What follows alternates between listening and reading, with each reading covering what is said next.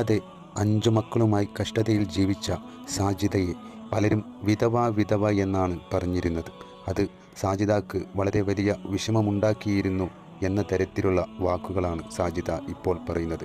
ഇപ്പോൾ എൻ്റെ നിക്കാഹ് കഴിഞ്ഞിട്ടുണ്ട്, അതിൻ്റെ പേരിൽ ഞാനിപ്പോൾ വിധവയല്ല, മറ്റൊരാളുടെ ഭാര്യയാണെന്ന് പറയുകയും അതുകൊണ്ട് തന്നെ ഇനി എന്നെ വിധവ എന്ന് ആരും തന്നെ പറയേണ്ടതില്ല എന്നാണ് സാജിദ പറയുന്നത്. ആ വീഡിയോയിലും പലതരത്തിലും ബാഡ് കമൻറ്റുകൾ ഇട്ടുകൊണ്ടാണ് സാജിദയെ പലരും നേരിടുന്നത്. ഇനി അതുകൊണ്ട് മറ്റുള്ളവരുടെ സഹായം സാജിദക്ക് ആവശ്യമില്ല എന്നും, അങ്ങനെ പറയുമ്പോഴും സാജിദക്ക് അഹങ്കാരമുണ്ടെന്നൊക്കെയാണ് പലരുടെയും അഭിപ്രായം. എന്തുകൊണ്ടാണ് സാജിദക്ക് വളരെയേറെ അഹങ്കാരമുണ്ടെന്ന് ചിലർ പറയുന്നത്? ആദ്യം ഞങ്ങൾ കണ്ട സാജിദയല്ല ഇപ്പോഴുള്ള സാജിദ എന്നാണ് അവരുടെ വാക്കുകൾ. കുറച്ച് ദിവസം മുമ്പ് സാജിദയുടെ വിവാഹക്കാര്യം റെഡിയായിട്ടുണ്ടെന്നും ഭർത്താവാകാനുള്ള ആൾ ഇപ്പോൾ ഗൾഫിലാണെന്നും പറഞ്ഞിരുന്നു.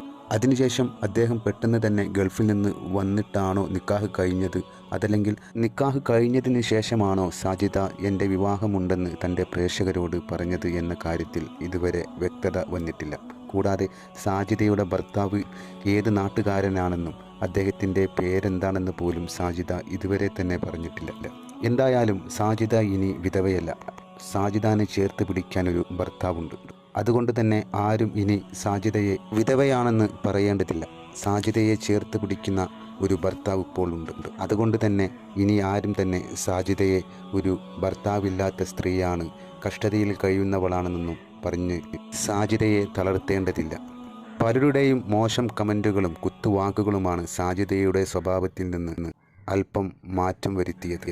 ഇനി ആരും തന്നെ സാജിദ ഒരു വിധവയാണ്, കഷ്ടതയിൽ കഴിയുന്നവളാണെന്ന് പറഞ്ഞ് സങ്കടപ്പെടേണ്ട കാര്യമില്ല.